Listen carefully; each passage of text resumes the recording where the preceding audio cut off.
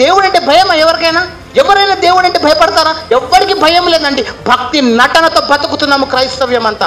భక్తి నటననే జీవిస్తున్నాం మనము. బైబిల్ పట్టుకుంటాము, హల్లెలూయా చెప్తాం, ఇంటికి వెళ్ళిన తర్వాత సినిమాకి వెళ్తాం. డబల్ మైండెడ్, రెండు తలంపులు.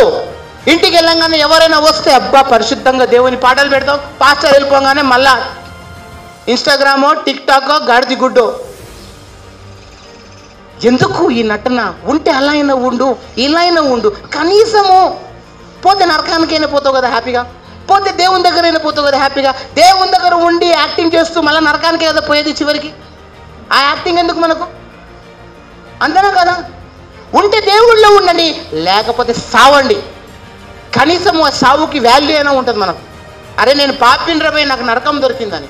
ఒకడు పుణ్యుడు అంటాడు, నేను పుణ్యుడు రవై నాకు కనీసం దానికి పరిశుద్ధ స్థలమైన నాకు దొరికిందన్న ఆయన ఆనందపడతాడు. ఇటు దేవుళ్ళో ఉండక అటు దయ్యంలో ఉండక అన్ని పనులు దేవుడు అనుకుంటా అన్ని వెనుకలు దొంగ పనులు చేస్తే లాభం ఏంటిది?